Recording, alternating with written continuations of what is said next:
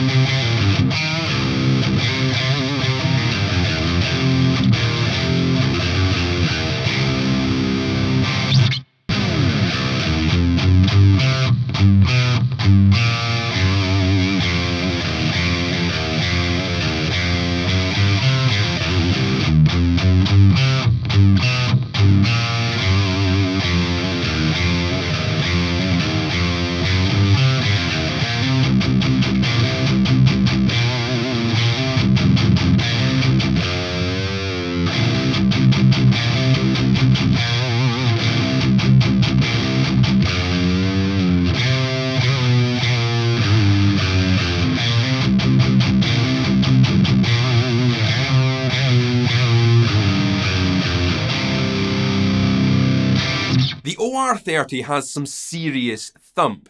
Its quad EL84 power valves and the valve rectifier might make it look on paper very similar to the AD30, but the voicing and large transformers are giving the illusion that this is a much bigger amplifier than it actually is. In a world that's moving ever more towards digital convenience, with lightweight portable appliances that feature presets, patches and cab simulated direct outs, the existence of a single channel all-valve amplifier in a large, heavy head shell with none of those modern conveniences might seem to some restrictive and archaic, but this is not designed to be a modern stage tool, and it's wrong of us to judge all pieces of musical equipment based on that criteria. Stage is not the only place we play guitar equipment. This, in my estimation at least, is one hell of an amplifier for a studio environment. Somewhere where convenience means something different to what it does on stage. In a studio, convenience might mean one robust and reliable piece of equipment that can get known excellent sounds every time. Something that has range and can handle many styles with ease. Something that gives enough in the moment that post-production requires less. Something that anyone at any time can operate quickly without having to program submenus and download firmware. Something like the Orange OR30, which I had a blast working with and gave me killer rock sounds no matter what I threw at it. When Orange sent this one across, they sent it with the words, "You're gonna love this one," and they absolutely weren't wrong about that. If you've been thinking about grabbing a beefy single-channel valve amplifier to bolster your recording lineup, then you might want to give this one a look before you pick up a Plexi. You'll find links to the Orange OR30 down in the video's description. Don't forget to click all of the buttons you're supposed to make this video valuable to the ever-changing whims of the YouTube algorithm. That's all for now. Keep it loud and stay safe.